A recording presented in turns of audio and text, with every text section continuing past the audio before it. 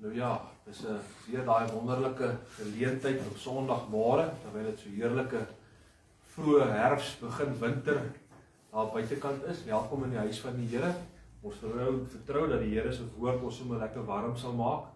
Ek sien die ander dames sit daar by die ruit in die sonnetjie soos dassies en ja, elke bietjie son help. Nou ja, baie welkom weer eens op daar in Tweespruit. Hulle wat inskakel vanmôre via wat sê ek nou, Wi-Fi, Facebook en die boodskappe is ook op YouTube beskikbaar onder Makarios. Jy kan daar ook daarna gaan kyk. Nou ja, kom ons raak stil en ons vra die Here om vanoggend te seën. Ons wonderlike Here Jesus Christus, is 'n voorreg om vanmôre die Vader te mag aanroep in U kosbare naam, want U is ons middelaar. U is die een wat tussen ons en God staan. En ons wil vir U dankie sê, o Gees van God, wat vanmôre daar waar ons tonge en ons gedagtes so ver te kort skiet, dat U ons so tegemoet kom. Om uit ons harte met God te kan praat. En vanoggend ook hierdie erediens aan U voete te kom plaas en aan U te kom wy. Here, want U alleen is waardig. U is die begin en die eerste, die Alfa en die Omega. Daar is niemand soos U nie. En ons wil U verheerlik vanmôre. Ons wil U vanmôre kom verhoog. Want U het die naam bo alle name. Dankie dat ons so mekaar kan kom, oud en jonk. Vir hulle wat op spesiale manier hier Facebook en YouTube ook inskakel, seën hulle ook. En seën ons saam is hier waar ons by mekaar is ook vanmôre. Seën U woord, seën die prediking, en gee dat U Uself aan ons asseblief sal kom openbaar vanmôre. Opnuut weer te besef hoe wonderbaarlik U is, hoe goed U vir ons is. En Here, dat U vir ons sorg te midde van alle omstandighede, is U in beheer. En baie kere voor ons nog 'n gebed uitgespreek het, dat U dan voorsien, want U weet wat ons nodig het. Kom nou, Here, verheerlik U self, maak ons stil, open ons harte en verstande, om Jesus Christus se kosbare naam. Amen. Nou ja, ons lees vanmôre Ou Testamenties uit Hosea. Hosea hoofstuk 4.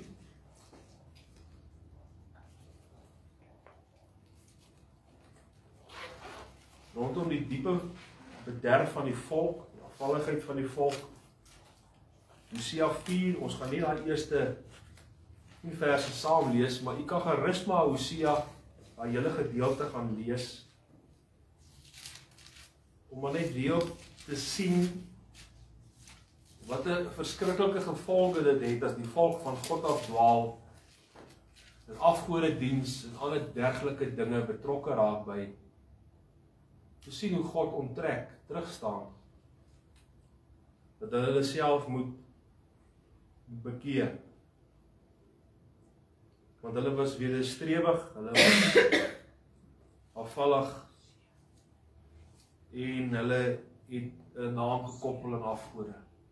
Ons lees vanaf vers 1. Hoor die woord van die Here, o kinders van Israel. Want die Here het 'n regsaak met die inwoners van die land. Omdat daar geen trou en geen liefde en geen kennis van God in die land is nie. Hulle sweer en lieg, en hulle moor en steel en pleeg oorspel. Hulle breek in, sodat bloedbad aan bloedbad raak. Daarom treur die land en alles wat daarop woon, kwyn weg, die wilde diere van die veld, en die voëls van die hemele, ja ook die visse van die see, kom om. Laat net niemand met ons twis of ons berispe nie, sê hulle, hoor mooi. Laat net niemand, lees dit weer, met ons twis of ons berispe nie. Nogtans is jou volk soos die wat met die priester twis. Daarom sal jy struikel bedags en ook die profeet saam met jou struikel in die nag. En ek sal jou moeder die gronde laat gaan, jou moeder te gronde laat gaan. Baie bekende vers 6. My volk gaan ten gronde, weens 'n gebrek aan kennis. Omdat jy die kennis verwerp het, sal ek jou verwerp, sodat jy vir my die priesterampt nie sal bedien nie. Omdat jy die wet van jou God vergeet het, sal ek ook jou kinders vergeet. Hoe meer hulle vermenigvuldig het, des te meer het hulle teen my gesondig. Ek sal hulle heerlikheid in skande verander. Hulle lewe van die sondoffer van my volk, en na diese ongeregtigheid verlang hulle siele. Daarom sal dit met die priester gaan soos met die volk, en ek sal hom besoeking doen oor sy weë, en hom vergeld na sy dade.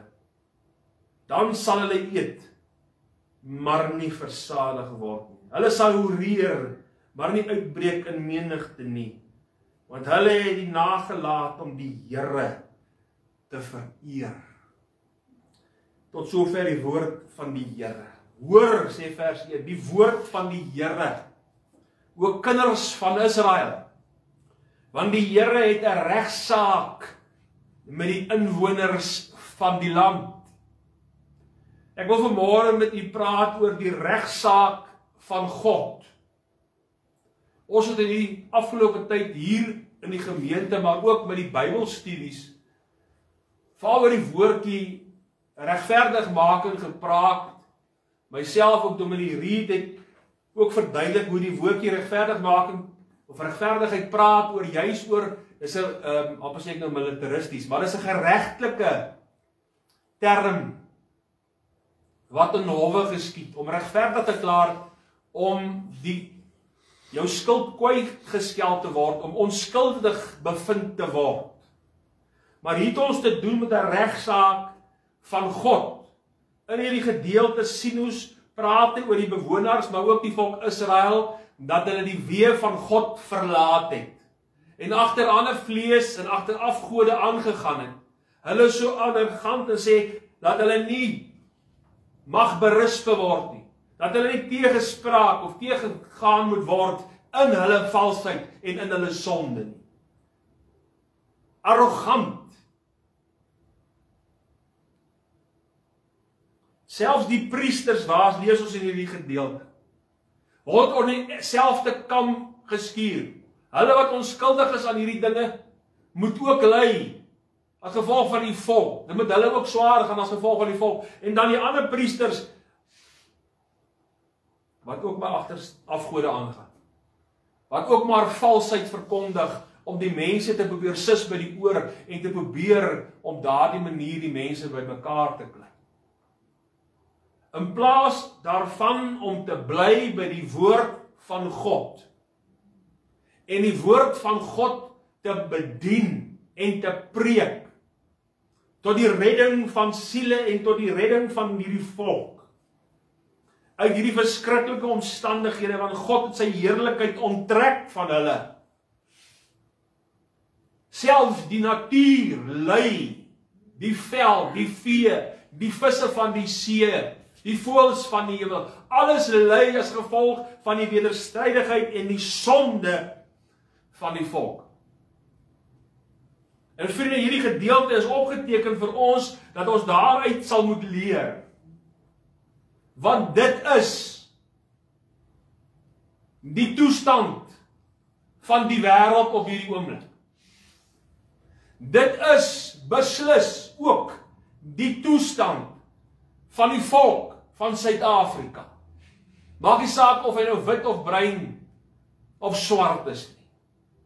En dit is ook beslis die toestand van die Afrikaanse blanke volk van Suid-Afrika. Daarom gaan dit in ons land. Die vel, die vee, die visse van die see, alles is besig om te ly as gevolg van die wederstrewigheid van die volk van die Here. Hulle wil nie berispe en aangespreek word nie.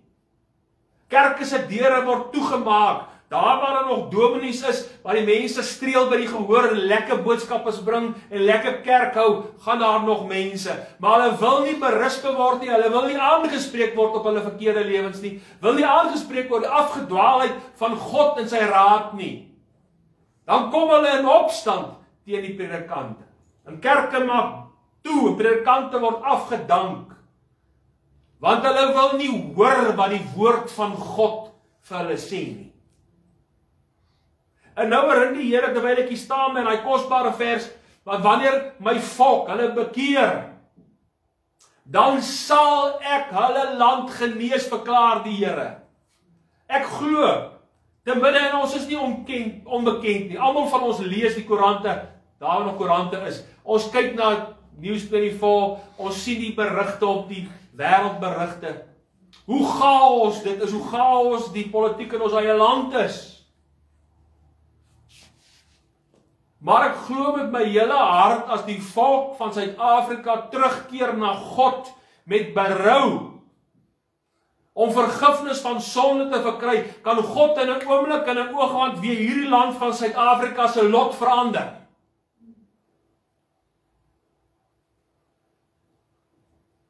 Want daar word elke dag regsaak gehou teen die kinders van God en teen hierdie land.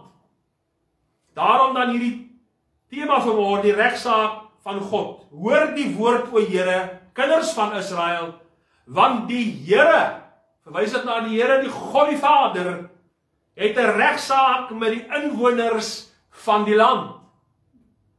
Nou as ons gaan kyk na 'n wêreldse regsaak, is daar verskillende rolspelers in 'n wêreldse regsaak. Eerstens kry jy die regter, wat in die hoof sit van daai regsvergadering.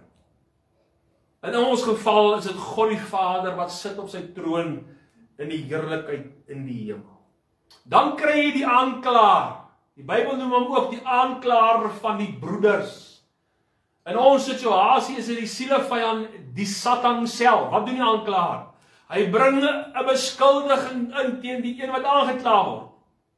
Het sy daai beskuldiging nou waar is of vals is? Maar dis die aanklaer se werk, en die aanklaer in ons geval is die Satan self wat in die raadsaal van God verskyn om voor die regter die kinders van God aan te kla. Want ons is die beskuldiges, die mense van hierdie land. Selfs ons as weergebore kinders van God is die beskuldiges wat in die skuldige bank sit, en ons moet die beskuldiging van die sielevyand teen ons aanhoor voor God die Almagtige. En dan kry jy getuies. Getuies is daar om te getuig, het sy vir die aanklaer teen jou, of getuies wat tuig namens jou, vir jou saak. En dan kry jy natuurlik die aanklaag. Waaroor dit gaan? Waarvan word jy aangekla? Waarvan word jy gesê, maar jy is skuldig daaraan? En dan laastens, maar definitief nie die minste nie, die advokaat wat optree in jou plek. Wie is ons advokaat? Die middelaar van God, wat staan tussen God en sy mens. Sy naam is Jesus. Hy is die advokaat. En so wil ek hier na 'n paar punte kyk. God is die regter. Hoor wat sê Hosea 4:1, hoor die Here, o Israel, want die Here het die regsaak met die inwoners van die land. God sit in sy regsaak in die hemele en hy het 'n regsaak. Daar staan dinge tussen hom en die mens. Hy is bewus, sy oë sien, sy ore hoor. En hy sien die sonde van die mens wat opstyg tot in die hemele. Hy is daarvan deeglik bewus.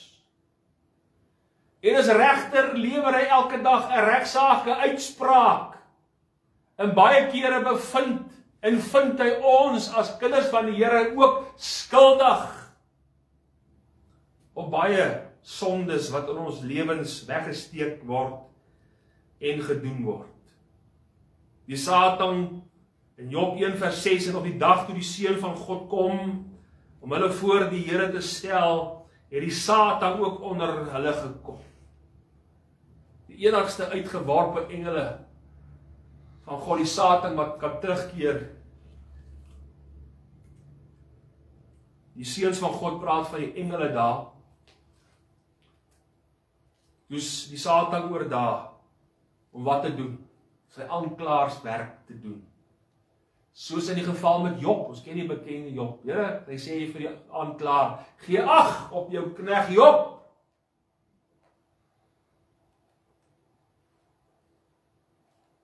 Daarom Job te beskuldig voor God. Hoor die woord, o kinders van Israel, Hosea 4. Ons, Israel, verteenwoordig vanmôre ons, elke kind van God, wat die Here Jesus ken. Maar, Openbaring 1 vers 5, en van Jesus Christus, die getroue getuie. Hy is die een wat vir ons getuig. Hy gaan verder in 1 Timoteus 2 vers 6, wat homself, praat van Jesus, gegee het, as 'n losprys vir almal. As die getuie op die regte tyd. Want ek wil vir sê, elke oomblik, elke uur, elke minuut van die dag is die sielevyand daar om in die raadsaal van God, die kinders van God aan te kla. Maar ons het ook elke dag 'n getuie wat vir u en vir my intree. En dis die Jesus Christus. En hy is nie net die getuie nie, maar hy is ook die advokaat wat ons saak stry voor God. En dit sigself, vriende, moet ons besef, wat 'n voorreg het u en ek elke dag. Want hierdie regsaak van God vind elke dag plaas in die hemel oor u en oor my. Maar wat is die aanklag dan? Hosea 4 vers 1, geen trou en geen liefde, geen kennis van God. Hy gaan verder, wat is die volgende aan? In die land nie. Vers 2, hulle sweer, en hulle lieg, en hulle moor, hulle steel en pleeg oorspel, hulle breek in, sodat bloedbad aan bloedbad raak. Verskriklike aanklag teen hulle. Kom ons gaan kyk so 'n bietjie na hierdie aanklagtes. Hulle sê, maar jy dominee, hierdie goed het mos nou niks met my aanbetref nie. Geen trou, en dit is 1 vers 12 sê, en ek dank hom wat my krag gegee het, Jesus Christus, ons Here, dat hy my getrou geag het en in die bediening gestel het. 'n Mens as kind van die Here moet in 'n plek in jou geestelike lewe kom dat God jou getrou kan ag. Getrou kan ag om te staan vir hom, te staan van dit wat reg en regverdig is, om getrou te wees in jou bediening en jou aanbidding van die Here Jesus Christus. Om getrou te wees aan die onderlinge byeenkomste, getrou te wees in tiendes en offergawes, getrou te wees vir jou liefde vir God. Dis die aanklag. Hy sê, God, jou kinders is ontrou aan jou. Dan kan ons regtig hand in eie boesem steek en sê, in een of ander mate is ons nie skuldig hieraan nie. Is ons 100% getrou aan die woord van God en aan die Here self? Of maak ons skuldig? Die tweede aanklag wat daar is, hy sê, julle het geen liefde. In 1 Korintiërs 13 vers 4 staan daar geskrywe. Nou kom sê hy, wat is die liefde wat God hiervan praat? Hierdie liefde, wat in 'n weergebore kind van God se lewe sigbaar moet wees. Dis 'n werkwoord, dis 'n tasbare ding. Dis nie 'n teorie nie, wat jy praat. Dis 'n doen. Dis omdat ons almal deesdae net wil praat, godsdienst, maar ons nie doen nie, dat ons soveel moeilikheid het. Ek lees, die liefde, jy ken dit, die liefde is lankmoedig en vriendelik. Lankmoedig beteken om baie te kan verdra in jou omstandighede. Vriendelikheid. Nie net daai valse ou glimlag nie. Vriendelik, as jy ou by jou gestap het, dan kyk jy om jy van agteraf. Vriendelikheid. Liefde is nie jaloers nie.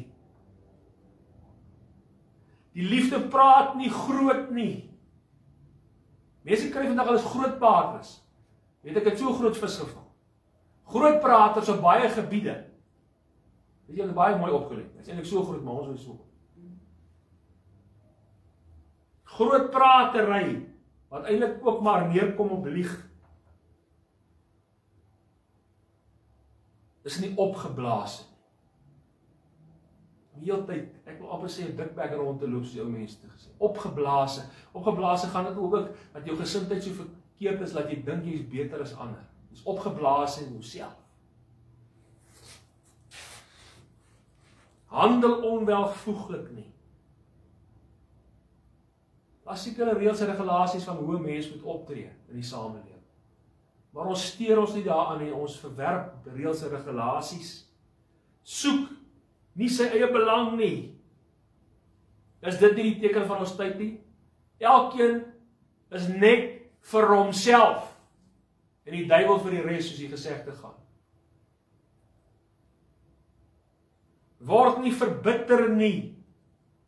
Reken die kwaad nie toe nie. Baie maklik om lief te hê die ouens wat jy van hou, maar daai ander ouens, partykeer spreek jy dinge oor ander mense uit wat nie mooi is nie. Die liefde is bly oor die geregtigheid. Dis wat jy moet hoor. Geregtigheid, die dinge wat reg is en goed is. Maar is bly saam met die waarheid, die dinge wat eg is en wat waar is in die woord van die Here. Die liefde bedek alles, dit glo alles, dit hoop alles, dit verdra alles. Die liefde vergaan nimmer meer. Dis die standaard van die woord van God. Hulle het 'n aanklag teen ons. Hy sê kyk na die wêreld, kyk na die Christendom. Daar is nie liefde onder hulle nie. Hulle liefde is vals en opgeblaas. Hulle dra maskers. Volgende een is geen kennis van God. Ek het nou daai teksvers, dit staan Hosea 4 vers 6, my volk gaan ten gronde weens 'n gebrek aan kennis.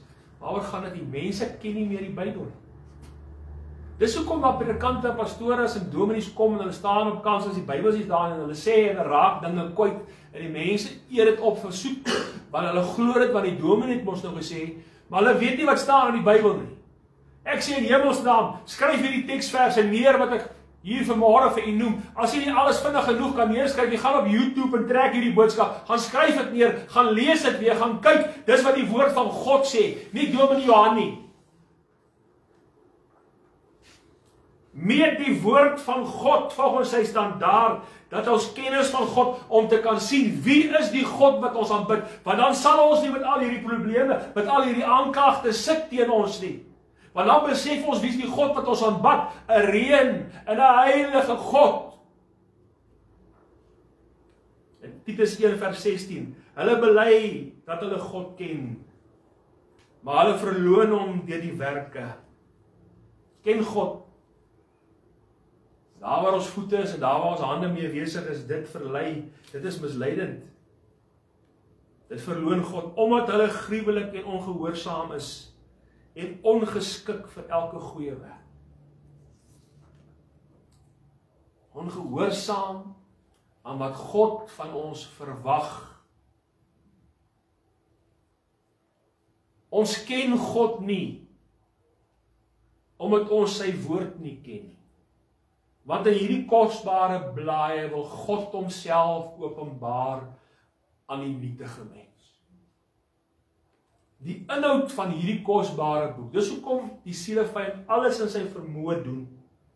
Hy het hierdie boek nou in die skool, is hartseer, kyk nou dag sê hy op die nuus. Hulle deel nog Bybels uit in die tronke, maar in die skool mag jy nie meer Bybels uitdeel vir die kinders. Hulle is op skool nogal 'n redelike hoogtepunt. Hulle het gereeld by die skole draai kom maak en dan deel hulle vir die kinders Bybels uit, die wat die Bybels het.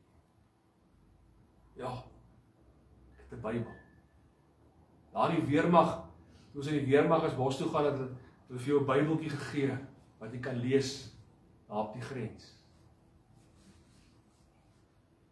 Baie van ons en baie van die manne, dit sou dit nie gemaak het op die grens in die oorlog, was nie vir daai woord nie. Daai woord wat hulle geestelik staande gehou, sterk gehou, om voort te gaan. Daai woord is baie keer, ek weet van mense wat hulle Bybeltjie gedra het, daar 'n koel gekom het in die Bybeltjie. Die Bybeltjie het letterlik hulle lewens gered. Maar hulle ken nie God nie. Want hulle lees nie meer die Bybel. Die Bybel is op hierdie stadium in Suid-Afrika in die kerk die mees ongeleesde boek in die kerk van Suid-Afrika. Skrikwekkend. Daarom ken mense nie meer God nie. Mag nie sweer nie, maar bo alles my broers, moenie sweer nie, nie by die hemele nie, ook nie by die aarde nie, en ook geen ander eed nie, maar laat julle ja wees, julle nee. So maklik om te sweer, ek sweer is die waarheid. Here sê, jy mag nie sweer. Vertel die waarheid. Sien, baie mense wil allerlei dinge by die waarheid heg, om dit wat hulle praat te probeer bevestig of te beklemtoon. Hoekom? Omdat dit eintlik nie die waarheid is nie, né? Maar nou moet jy 'n groot baai daarvan maak, om die ander ou te oortuig dat dit die waarheid is. Here sê, praat die waarheid, man. Jy hoef allerlei dinge te doen, en stories te vertel, dat mense moet begryp. As jy die waarheid vertel, sal God die waarheid seën. Praat die waarheid. Moenie allerlei dinge gebruik, om die situasie te verander, om te probeer mense te oortuig dat dit die waarheid is. Jou ja moet ja wees, en jou nee moet nee wees, dit beteken moenie lieg nie. Dan hoor ek mense in die kerk sê, jong dominee, ek lieg nie, maar ek het 'n wit lintjie vertel. Wit lintjie is nou nie so groot nie, né? Maar maak nie saak of jy 'n wit, pink of grys is nie, om te lieg is lieg, jy mag nie lieg nie, sê die woord van God in die gebooie. Maar ons lieg vir mekaar. Ons lieg vir die mense daar in die wêreld.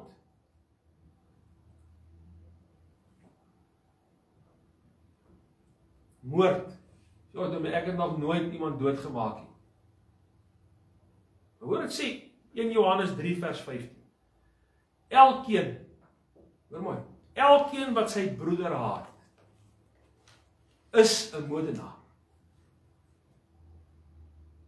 En julle weet dat geen moordenaar die ewige lewe as iets blywends in hom het. Jy het miskien nog nooit fisies iemand se lewe geneem, maar God beskou jou as jy iemand haat as 'n moordenaar. Selfs die wat saam met jou in die kerk gaan, jy hou nie van daai persoon nie, jy gun daai persoon niks goeds nie, jy hou nie van hom nie, jy teenkant teen daai persoon, beskou God jou as 'n moordenaar. Dis die saak wat voor God teen jou ingebring word. Dat hy sê, kyk, jou kinders is moordenaars, God. Diefstal. Wat doen jy verstaan? Hierdie ander het nog nooit iets gesteel. Ek het nog nooit iets gesteel nie. Maar weet jy wat? Ons steel God se tyd. In 'n week is daar 168 uur. God sê, gee my 3. Miskien 'n oggendboodskap, 'n aandboodskap en 'n Bybelstudie. Jy sukkel om mense met 3 uur uit 168 ure 'n week te kry om aan die Here te spandeer. Mense praat van persoonlike stilte tyd. Ons steel God se tyd. Ons wil nie tyd met God spandeer nie, maar as die moeilikheid kom, dan moet God tyd met my spandeer. Ons steel God se tyd, maar as ek my vingers klap en ek het moeilikheid, dan moet God tog net daar wees vir my. Maar ek sal vir julle sê, die Christendom, die kerk steel God se tyd. Onthou toe dan nagmale gehou is in die ou dae.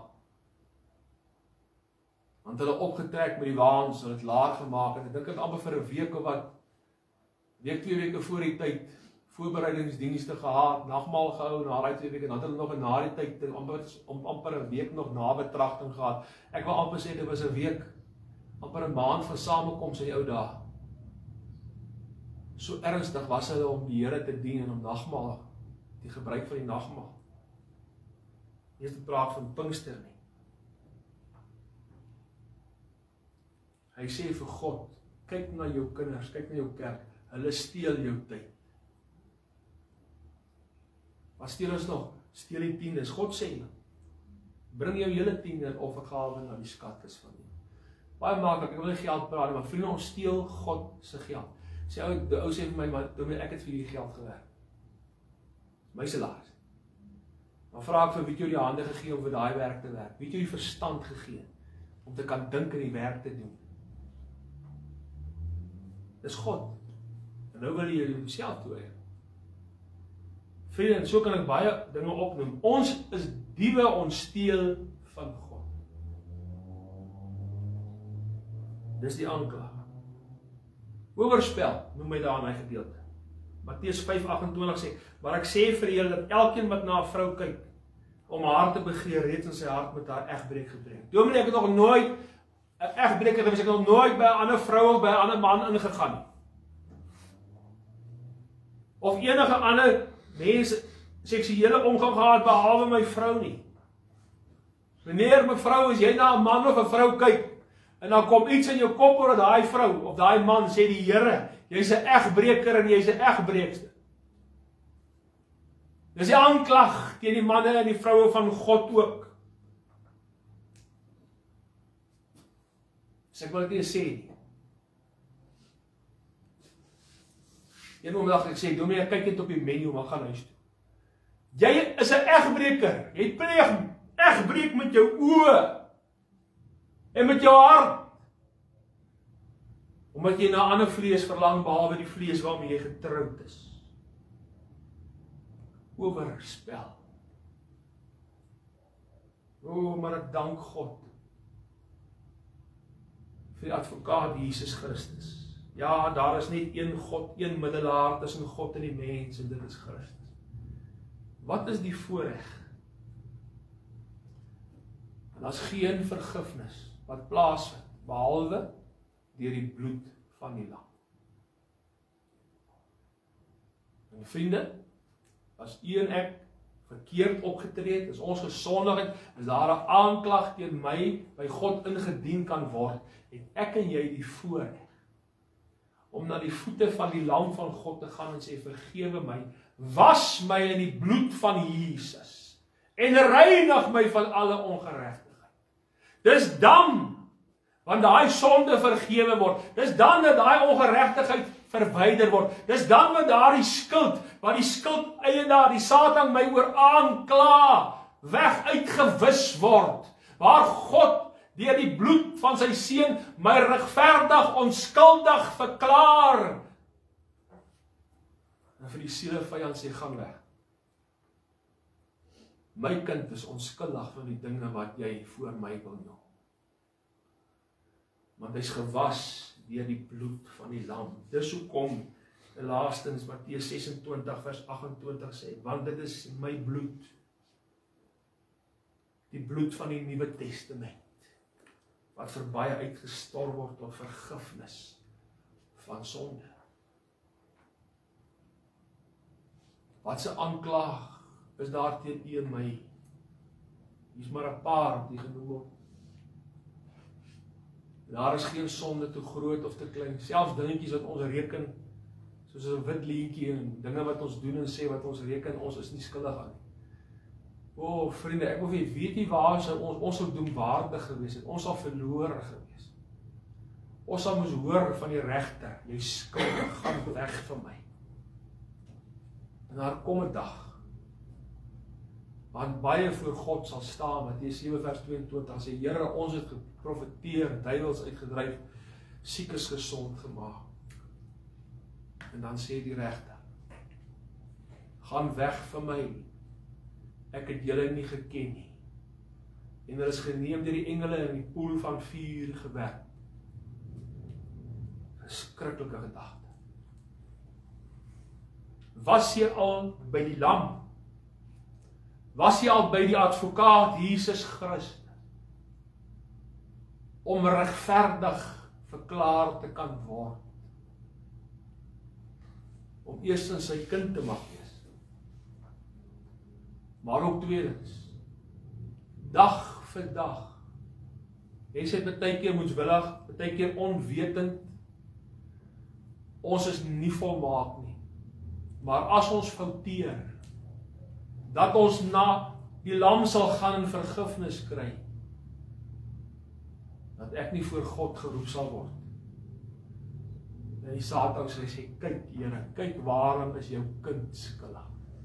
Kyk wat doen hy, kyk wat doen sy, kyk wat dink hulle, kyk waarmee is hulle besig, en waarmee is hulle nie besig. Want die Here sê, al weet julle wat om goed te doen, dit nie doen nie, dis ook sonde. Ons dink nou net aan die lelike ding. Maar as jy weet, hierdie ding is die regte ding en 'n goeie ding om te doen, en jy doen dit nie, is dit ook sonde.